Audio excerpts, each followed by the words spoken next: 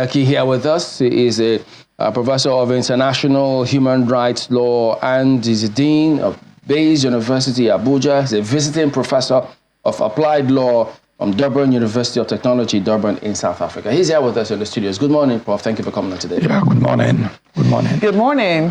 Well, we're going to talk about communication, so you might add it to your narrative as well. Yeah, in view of all that is making the rounds now, I mean, when you see all of these things from this, what impression do you get about what's going on? What exactly are you talking about? First of all, we'll go to the 1 year anniversary, but these two narratives coming from the president's spokesman. Now, what are the narratives? Confusion. I mean, first of all, Mr. Ononuga says the president will address the nation. So we expect a State of the Nation kind of address. Yes. Then the special advisor to the president, Mr. Ajurin Galale, says, no, he's not involved in all of that planning. So public commentary that is not happening today. Well, the truth of the matter is that it is a very cardinal principle of statehood and nationalism and constitutional issues that sovereignty belongs to the people. And that sovereignty belongs to the people is not a mere idiomatic expression, but the foundation of our constitutionalism in Nigeria, as the case may be, because all organs of government, all the tiers of government derives their power from the Constitution. And the Constitution belongs to the people. Sovereignty belongs to the people. That much is captured in Chapter 2, dealing with the fundamental principles and directive principles of state policy in Nigeria. That being the case, it means those whom we have elected and those appointed owes their office to the people. They are there by virtue of the power that have been conceded to them by the people. So having spent 1 year in governance as elected representative of the people who derives their legitimacy and power from the people, I think it is mandatory and it behoves on them to give account. State of the Nation address, by whatever name called, is simply a matter of accountability. That you are returning to the people in a town hall meeting on a larger scale through the electronic media, as the case may be, to let the people know the journey so far, in contradistinction to the promises you made, either by way of your campaign or your inaugural speech when we were inaugurated as the president of the country. And I think for an auspicious day like this today, there should be no reason whatsoever why Mr. President will not address the nation, whether it is through the National Assembly or not. But I think, and I insist, that Nigerians are entitled to know, to have the scorecard placed before them on a day like this. Indeed. Well, this is not what we're getting now. What we're getting seems to be a squabble and a battle for supremacy between the president's spokesmen. Because from what we see here, the statement from the president's special advisor, who's obviously senior in rank to Mr. Bayo Onanuga, says that the public commentary there is false and unauthorized, as the office of the president was not involved in the planning of the event. So it seems that due process has truncated or usurped what ideally would have been a good idea. Well, I think this is a very sad commentary on the Tinubu presidency, because they are supposed to work for the same principle and for the common goods of Nigerians, as the case may be. Otherwise, ordinarily, in terms of information dissemination and management, one would have been tempted to conclude that this government have done very well so far. But in the twilight, on a day as special as this, that this type of kissing is coming up is a very bad commentary on the administration. And I will not put the blame at the doorstep of these two principal officers of Mr. President or staff of Mr. President, because the Constitution of Nigeria is very clear, under Section 5 for the Constitution, it says the executive power of the Federation resides in the person of the president. So every other person is delegating powers onto them. So when we have this type of very ugly scenario, we expect Mr. President to rise up to the occasion and take very decisive action. Indeed. Well, interestingly, I mean, as my colleague has highlighted, it is, and you have also said, it's the first year of President Tinubu in office. But interestingly, it's 25 years, quarter of a century since our democracy began this day in 1999. And 25 years down the line, I think we can no longer, some people will say, are we still a, what's that word we like to use? Nascent democracy. We've always liked to use that term. But now that we're doing a quarter of a century, looking back, how far would you say we've come? Are we making progress? Are we the challenges overwhelming our democracy. What precisely are your views? Well, in terms of the very basic understanding and definition of democracy, the fact that we have been able to sustain the practice of democracy in Nigeria the last 25 years actually calls for celebration. If you look at the checkered history of Nigeria from 1960, where we have consistently in the past had military interruption. We used to call it military interregnum, but for a very long time, it was more of a civilian aberration or interregnum because Tafa Balewa's government was just for 6 years, Shehu Shagari for 4 years, whereas Gowon was there for 9 years, Babangida for 8 years. But we now have a new pleasant aroma of democracy the last 25 years. And if you ask me, that in itself is a monumental achievement and a good testament that democracy can survive in Africa and in other developing countries, as the case may be. And if you ask me as somebody who is interested, as we're asking you, yes, in a human right, notwithstanding the ugly side of democracy with all the wants and deaths, you place it on an invisible scale. I think democracy has worked very well for Nigeria. Prof, even the fact that we can sit in this studio and discuss the government and then express our feeling and angst even against the non-addressing of the nation by the president shows that democracy is working. Let me stretch out a little bit to the judiciary, yes. Which is a very important fulcrum in tripod of this democracy. I think democracy at all. 25 years down the line, would you say that? Because, when you say justice must not just be done, but must be seen to have been done, there's a certain expectation that the people also matter in all of this. So from what your perspective as one who is in that field, 25 years on, are we better, legally speaking, in that sector? As a matter of fact, there's no way you can discuss democracy in Nigeria and separate or divorce it, from the judiciary. Because like I said earlier, all these organs of government derive their power from the Constitution. Mm-hmm. And Section 6 of the Nigerian Constitution is very clear. It says the judicial power of the Federation is vested in the courts created by this Constitution. And then when we talk about sustainability of democracy in Nigeria in the last 25 years, there's no way one will not give credit to the Nigerian judiciary because the Electoral Act, which is a derivative of the Nigerian Constitution, because the Constitution that empowers the National Assembly to make the electoral act, as the case may be. And you see that all electoral disputes in this country can only be resolved by the tribunal or courts of law established for that purpose. And we have had very challenging and intractable scenario arising from the various elections in the last 25 years. And the judiciary has remained the final arbiter in terms of resolving this conflict. I'll give very recent examples, as the case may be. Look at the decision of the election tribunal in Kano State, and also the appeal panel, and then vis-a-vis that of the Supreme Court. Then the decisions of the tribunal in Plateau State affecting virtually all the PDP elected members of the House of Assembly, and then the governor, and then that of the Court of Appeal, and that of the Supreme Court. So the truth of the matter is that the Nigerian judiciary has actually saved this country from implosion. Having said that, that is not to say that it's been all Eldorado. The truth of the matter is that when we talk of the judiciary, greater reference is made more to the person and the human being that sits on the bench. This is the person that constitutes basically what the judiciary is. And because they are not perfect, and they also acknowledge that they are not infinite, neither are they perfect. So there are flaws in the system. Look at what is happening currently in Kano State with conflicting decisions of courts of almost coordinate jurisdiction. It is quite an embarrassment. What can you tell us about the impression Nigerians had about the Supreme Court decision of the presidential election? I like being very, very honest and truthful. I was in the legal team for one of the presidential candidates. I can tell you that except the Electoral Act is further amended, it is going to be an uphill task for any person to challenge the presidential election in this country and win it.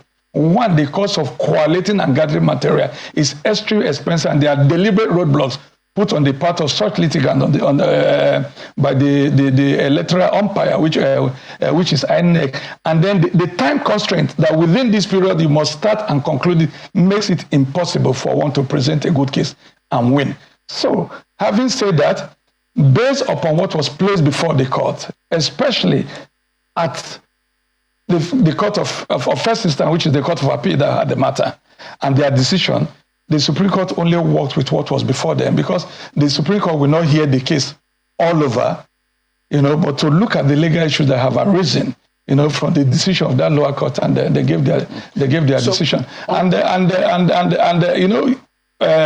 The truth of the matter is that whether we like it or not, the citizens of a country have a role to play in how these things are done. The semblance of peace after the judgment shows the fact that Nigerians were ready to move forward. I am a little concerned, though, because there are those who say, yes, we talk about 25 years of democracy. And those who say, no, this is not democracy. This is not what the people wanted. What we have right now is civilian rule. Which is very different from democracy, that the institutions of state, which are supposed to entrench the true will of the people, have been usurped. Take a look at what is happening at the level of the state houses of assembly, which are supposed to be closer to the people, which seem to be more in the pockets of the executive arm of government in almost virtually every state that you look at. What would you say to those who contest that Nigeria is actually practicing a democracy as opposed to a civilian rule? I think that confusion obviously may have arisen out of the misunderstanding, of what democratic governance is and constitutional democracy. When we talk of constitutional democracy, it's a government elected according to the tenets and the principles of the Constitution.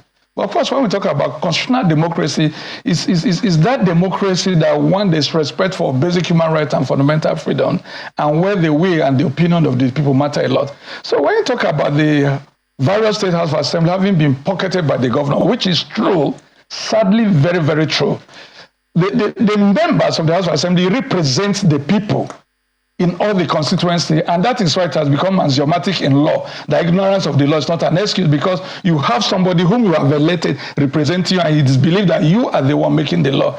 But the side irony and twist of fate in Nigeria is that once this honorable gentleman gets elected and gets inaugurated into the House, they no longer think about the people, they think about their pocket and nothing more. And they're about how to keep on returning to power as the case may be. But I blame it, or I put the blame on the doorstep of the citizen. Because when we say, we, the citizens of Nigeria, give unto ourselves this constitution, it is a very, very weighty and important document. That is why the constitution has provided certain control mechanism or safety valve to regulate the conduct of the people that we have elected. How many members of the House of Assembly, Representatives, and Senate that have been recalled? There's the recall mechanism in the Nigerian Constitution. Why can the people not use it? But if you also ask me the same question, I tell you that it's because of the excruciating poverty that the people no longer are bothered about what is happening in government, but survivalism, or how to survive, as the case may be. But like I say, it is indeed very, very, very sad. Because if you ask me, if you are truly representing the people, why in these hard times that Nigerians are finding it very difficult to survive? We no longer talk of 3 square meals in Nigeria. We are talking about just one decent meal, maybe to satisfy just one aspect of the sustainable development goals. And then the government will give you a vehicle that's probably worth about 100 and something million, and you see nothing wrong with it.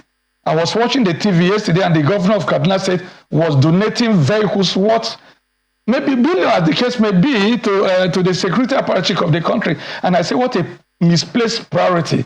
The police, the army, the defense of this country is on the exclusive legislative list. And that's why the federal government takes a chunk of monetary allocation in this country. Why can't that governor use that money in Kaduna State to make life better for his people? But misplaced priority. Isn't that part of what he's trying to do? Because without security, how can you even start? You see, we cannot eat our cake and have it back. We practice federalism. And the kind of federalism we practice in this country, we have the various legislation. The spheres of power, security, all the arms, the defense, everything is on the exclusive legislative list. And that is why the federal government takes a chunk of all the money entering to the federation account, as the case may be. Then at the state level, they have their parts, they have their functions. Mm-hmm. So what I'm saying, what is the cause of this insecurity? Number one, more than anything else, whether you like it or not, is poverty. So this money that we are using to donate vehicles to the federal government, that's how I'll put it, make life better for people, give them education, make sure that they are farming, make sure there's food, make sure there's access to water, make sure there's peace, social justice. Prof, I'm smiling because some people will argue that you've been away from this country for too long. That's what they're going to say. They're going to say that it means that you're not exactly on the ground in terms of the awareness of where the problems truly lie, that the police, as we know it, has been underfunded for many years, and that, a lot of state governments have had to find ways to see how they can support the police in their states, and see how it is that they can bring security to their people. For instance, the Lagos state government, in addition to having its own neighborhood watch, also has a trust fund with which it supports the Nigeria police. So there are those who say that, look, this is now a thing that state executives must do if the police is going to be functional in their state. See, I can assure you that even Nigerians in the diaspora probably having more concern with what is happening at home. A lot of them desire to return to Nigeria if peace and security is guaranteed. But I am telling you that it's misplaced priority. Buy 1,000 vehicles and donate to the Benue State Police Command. Robbery and crime have become so sophisticated that it's not a matter of using vehicles to pursue them. The average Nigerian police vehicle that you see on the street probably does not have 10 liters of fuel in their vehicle. I am telling you, we watch movies from all over the world. Have you ever seen a scene all your life in Nigeria where you see police chasing any criminals with siren blaring or on their motorbike? So because it's gone beyond this thing, you need to, what they need is proper training and then the right equipment to do the job. Have you ever, why don't you use drone? Why don't you use drone? Intelligent gathering. When we're young, we hear of CID. They mingled. You don't see them, but they get results. So it's not an issue of coming in aid. What I'm saying is that if you think that the governors are responsible or the chief security officer of their state, there's nothing wrong in us amending the constitution and align state police. If you have state police as far back as 1896 in Calabar and in Lagos, where we didn't even have Nigeria as a country, and after the amalgamation for the first time, we had the national police, for as the case may be, and then by 1918, the local government were in charge of prison. Tell me how come 100 years after, we are not strong enough to have state police? Well, that conversation is certainly still on. I mean, that conversation around having state police or not to have state police. But I'm also looking at other issues. You've talked about the impoverishment of the people, the poverty. And some people would say, look, when Nigeria's the citizens of Nigeria were yearning for democracy. Part of what they, apart from the lack of freedom which they felt under the military administration, what they also wanted was development. They believed that their freedom would give them the capacity to be able to do so much more for the economy. It was supposed to be a freeing up of the economy, but it doesn't appear that that has been the case. It appears that yes, we have made quite a lot of money from crude oil sales, etc., but the development is yet to be felt at the very bottom level. Only 2 days ago, we heard the Attorney General of the Federation talking about how he thinks that the state CX, the state electoral commissions, should be scrapped, and an autonomy should be given to the local government as a result of the poverty which is currently happening at that particular level and lack of governance getting to that level. So for you, when you look at the fact that our democracy seems to be from top down rather than from bottom up, can it really be described as a government of the people? If you ask me, a lot of people may want to say that we don't have a democratic constitution, that probably the military gave us, but don't forget that we have had consistent amendments to the constitution, first, second, third, alteration, fourth, as the case may be. And we're having another one now. Yes, and it is a work in the progress. Ideally, what the tiers of government recognized under the constitution is the ideal thing. You have the federal government, you have the state government, and then the local government. Some may want to argue that the local government is not recognized as a tier of government. Is the ideal situation. If you realize the state governments do not relate with the federal government as a subordinate government, it's more like equal. They can hold the federal government to ransom, in constitution making and constitutional amendment as the case may be. But unfortunately, we do not have that strong institution to make the local government system work. So because of that, because constitutional engineering is an ongoing process, that's why people are arguing that Section 7 of the Nigerian Constitution ought to be amended. Because Mwaboze will argue that the Nigerian Constitution does not create local government, which is true. That's what people don't know. The Nigerian Constitution did not create the local government. But it recognizes them. God bless you. I was going to say it, that the Nigerian Constitution only recognizes the local government system must exist. That's what Section 7 says. The system of democratically elected local government is hereby under this constitution. And therefore, the rider is the problem. It now gives the State House of Assembly the power to establish them and their functions as the case may be. And because it is federalism, so look, the state have your own independent electoral body and organize it, which has become total shara as the case may be. So I agree with the Honorable Attorney General that hence the local government system have been completely emasculated by the governors that have become their, what do you call it, cash cow, that they call as the case may be. It is now time for us to take a sober reflection and look at the local government system. It's not the first time that the National Electoral Body organized. The essence of having the INEC, as the case may be, to organize the election for the local is to ensure transparency in the electoral process. One, which is more important, how the candidates emerge under the various political parties and to give them a semblance of a level playing field to contest this election. Instead of what we have now, that the governors handpick the so-called candidate and it must be the government in power that will sweep it. And that is why we have problem at the local government level, because what we have are not elected chairmen, but appointed chairmen, and then he who pays the piper dictates the team. So, do you agree with those who think that if we don't amend Section 1626, Yes. 1626 of the Constitution, we're just scratching the surface? Yeah, that this with allocations of revenue as the case may be. Yeah. No, that is quite true. That is quite, you see, either we are devolving more powers to the state. If we are doing that, then we must review Section 162. And if we are talking about autonomy for the local government, it will also involve physical autonomy or financial autonomy, as the case may be, whereby their money will go straight from the federation account, to each of the 774 local government that we have in this country. And then it will also become necessary that maybe then the power to legislate for the local government probably should also naturally go to the National Assembly. Otherwise, so long as the State House of Assembly has the power to make law for them, they've made it so easy for a chairman to be removed, to be suspended, to be impeached. Okay. Ayo. Well, thank you, Jimmy. Prof, let me begin by asking this rather disturbing question. Is it to say that there is no role for the chairman of a local government in the Constitution?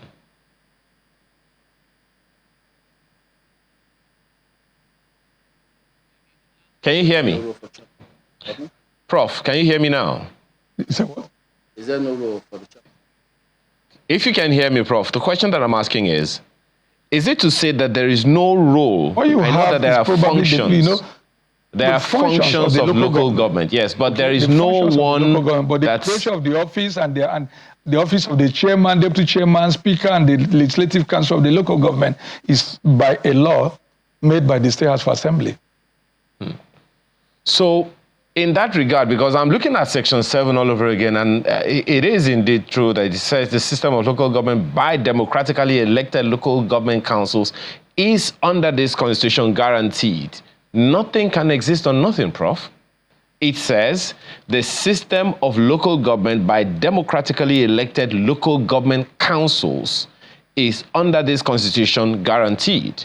Perhaps it's some kind of presupposition, but hey, it means that they have to exist for them to be guaranteed. Don't you think so? I do not think you and I are singing in discordant tune at the case may be. Like you will agree with me that what Section 7 says that this system is hereby guaranteed under this Constitution. But go ahead and read out what the remaining portion is saying. It is very clear in summary that it is the responsibility of the State House of Assembly to enact that law for their establishment. That's why the various laws are called local government establishment law. For the establishment and functions as the case. So if a state decides not to pass that law, there will be crisis. And in making that law, they determine what the functions of that local government will be. They decide the tenure of the local government. That is why you have in some states is 3 years, others 4 years, others is 2 years, as the case may be. So what the point that I'm making is that the Constitution only recognizes that this system must exist, but the how they come alive and giving birth to is left to the State House of Assembly. And that is where the problem is, my brother.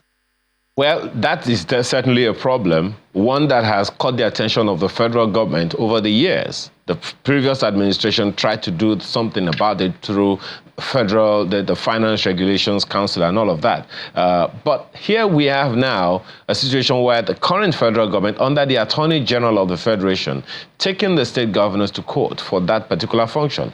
You're correct. That's what the Constitution says, that the state, every state has to guarantee the existence of local government councils. However, if you look at sub 2, it says, sub 3, it says, it shall be the duty of a local government council under the state to participate in economic planning and development of the area referred to in subsection 2 of this Constitution.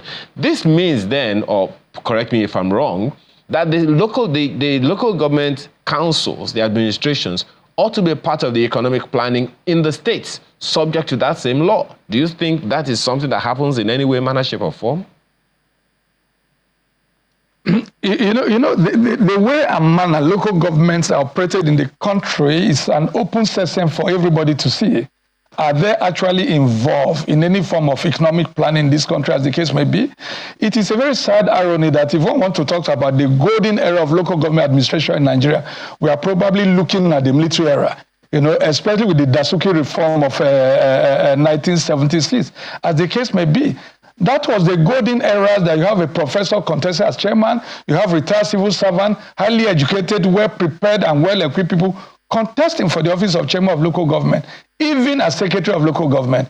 But what we have now, because the power to bring about the establishments of this local government and their compositions and their functions and their tenure is warehoused at the state level through the State House of Assembly, what we have in reality does not in any way place them in any good state to contribute to the economic policies of this country, as the case may be.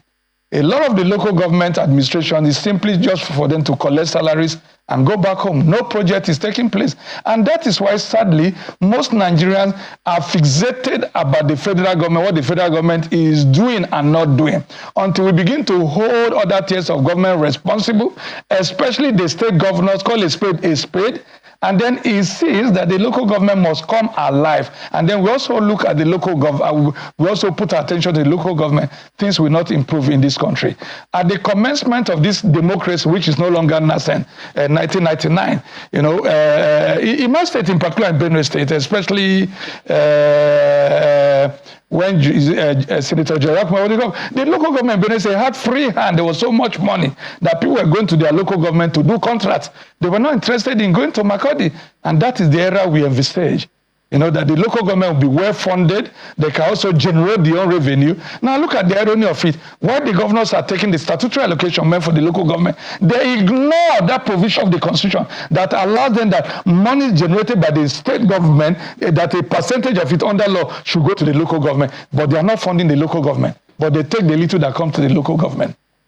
Well, not a little irony, Prof, not a little irony at all. There are those of us who grew up in the 90s and can recall vividly how much capacity the local government, particularly in Lagos where I was growing up at the time, had to do things by themselves. They were very, very economically viable and all of that. But that also takes me to the fact that something that you just mentioned. People are fixated on the federal government. No doubt about it. So why do you think it seems that more citizen engagement is focused on the federal government as opposed to the states that are closer to them?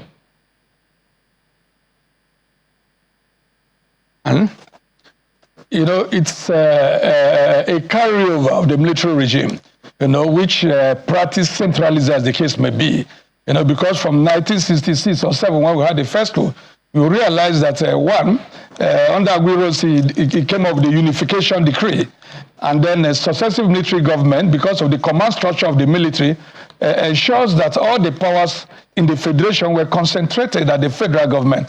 And because of that successive constitution that we have had, you realize that whereas the over 60-something item on the exclusive legislative list, if you look at what you call the concurrent legislative list, they are just, I don't want to use the word useless power because no power is useless, but it's not something that's substantial and weighty that can make the state strong. So because of the over-concentration of power at the federal level, it is very natural, a natural consequence of it, that Nigerian citizens will look more to the federal government. Because if you talk, the defense of this country is in their hand, financial policy is in their hand, security is at the federal level, everything, if not until recently, even tertiary education. You know, and again, I'm sorry to say, it was under the military government that education was decentralized, whereby state government and individuals can have their own universities, and then they broadcasting too, you know, electronic media in particular. Otherwise, before it was only state and federal government. So I think for us to expect less from the federal government, it will mean that more power is being given to the state. But like a Nigerian citizen who has been back in Nigeria since 2017, not recently anymore, my biggest fear is that the way and manner majority of the governors in this country have carried on, do they deserve more powers? Do they deserve more powers? We find ourselves at a crossroad now that Nigerians are saying, do we even really need these states anymore?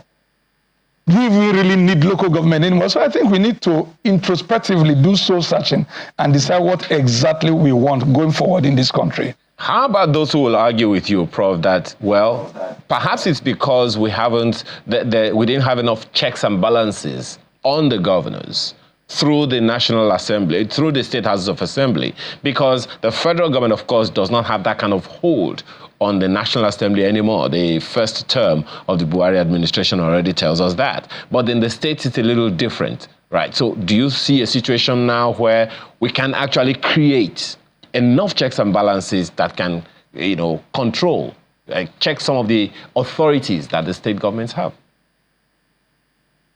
You see, if you look at the American Constitution, or the Declaration of Independence, you know, talking about we hold this as a truth that all men are created equal and endowed we were created with certain inalienable rights. Among these and some rights are mentioned. And he said for this purpose government is put in place, and that if government policy becomes antithetical, that such the people have the power to rise and change it.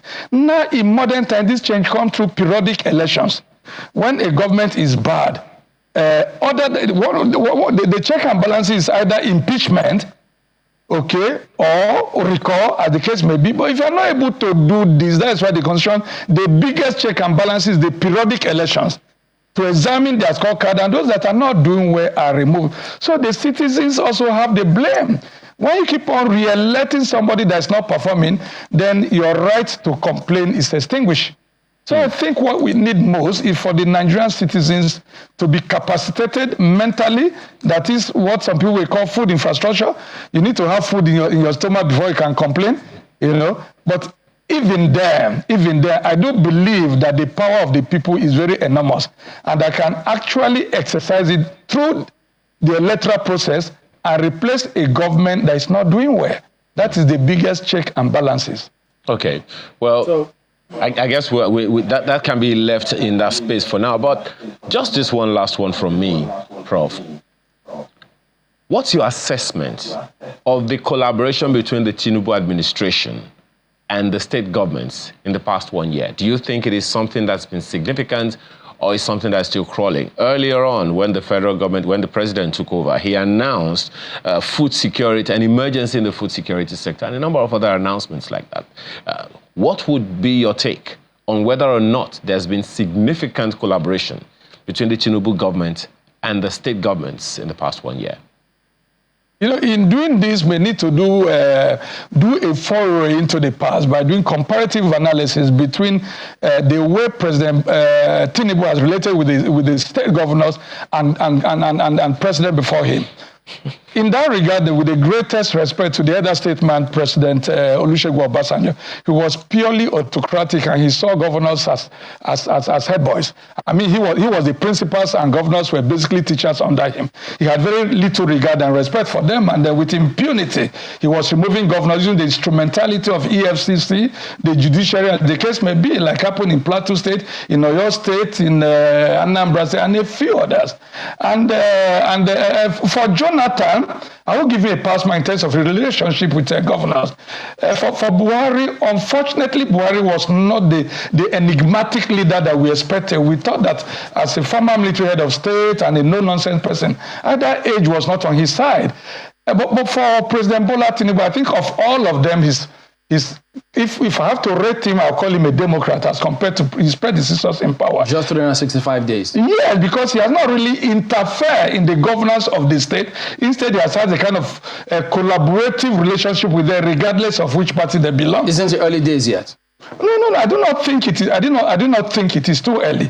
Remember what that ugly saga of President Obasanjo withholding the revenue accruable to local government in Lagos, completely unconstitutional as the case may be. President Tinubu, I think he has allowed the constitution to hold sway, and he has allowed the principles of separation of power to hold sway. If you look at it, we still have 3 more years. But if you ask me where I come from, they say for you to know whether a masquerade will dance where is at his initial step when he's entering the arena. And if you ask me, considering the cognate experience President Tinubu has had as senator, as governors for 8 years, and kingmaker, I think so far so good. He's not doing badly. Because I think what I'll give to him is his ability to be courageous and bold enough to take decisions. Whether those decisions are in the best interest of Nigeria, I cannot say for now, but I think he's courageous enough to identify, isolate the problem, and take decisions. I don't know if Nigerians will excuse you on the economic front, because you're a lawyer, so because they will say some of the economic policies have huge question marks. But speaking of which, this democracy of ours, the President Obasanjo at the time, only recently did say, Western liberal democracy is a product of their history, their way of life, their culture. So we in Africa, Nigeria too, adopting it, we made a mistake adopting it. So now he's seeking what he describes as what? Afrocentric democracy, a homegrown democracy. What do you think of that? You know, it is again. What an irony. He was in power for 8 years. And he was a total, absolute ruler that would have amended the constitution to give us the messenger and the messenger. Yes, President Obasanjo would have caused the constitution to be amended to give us the type of democracy that he thinks suits our purpose. I do not think it's the practice of the presidential system that's the problem. We had parliamentary system, and yet there was so much corruption, and the military intervened. Look at the type of democracy they have in the country called Rwanda. Rwanda has become the poster boy of democracy in Africa. So if that is what you call Afrocentrism, then it may be attractive. But what I see in Uganda, but even Rwanda, the inherent danger, and is the fact that President Kigali is doing so well that for now the people are genuinely asking him to stay. But we've not had those type of leaders in Nigeria that we even desire that they should spend 8 years in power. I do not think it's the system of government that's the problem with Nigeria, but the institutions that are very, very weak. If you look at the 16th goal of the Sustainable Development Goal, it talks about peace, prosperity, and strong institution. Until we have strong institution in this country, is it really the system that will bring about the strong institution? It's a two-way traffic. It's kind of symbiotic relationship. For instance, when we talk of strong institution, you must have a strong judiciary that we call a spade a spade. You must have strong legislative houses that can look the governor in the face and say, no, we are not giving you this appropriation bill. No, we are going to impeach you. You must also have strong executive that's not afraid of taking decisions. We have lots of institutions in this country. Once they are strong enough, I believe the system can work. Now look at America, from where we are borrowing this presidential system of government from. As the case may be, President Trump is on trial. Clinton was impeached. Of course, no impeachment in America. The father, but you are not removed if the upper chamber has not done their work. It's because the culture of immunity is so entrenched in this country, and we all know that nothing will happen. So how do we solve this if you say, well, it's not about the kind of democracy? No. It's about the institutions. Yes. So how do we strengthen them if we continue in this system of governance that we have? How do we strengthen the institutions? Take, for example, the Nigerian police. There is very keen to this conversation that we have. The Inspector General of Police thinks that he owes his appointment to Mr. President, which should not be the case. If the members of the Police Service Commission are carefully selected, independent-minded Nigerians, which is not the case. Right? Which is not the case. Whose duty will be to look at the coterie of senior police officers and say, this is the best man for the job. We've had strong institutions in this country and it has been sustained. Take the case of NAFDAC under Professor Dorak, who changed the face of public service in this country. You now see every other institution, going on air to give accountability, police radio, this. Up to today, NAFDAC is seen to be doing that job. And there are few institutions in this country that are strong enough. So the kind of person that heads or man decide in this institution, we cannot separate them from the type of leadership they provide and how strong or weak the institutions may be. All right, Professor Agbo Madaki is of International Human Rights Law. He's also Dean of Law at Bayes University, Abuja. He's a visiting professor of Applied Law, Durban University of Technology, in Durban, South Africa. Thank you for coming on today.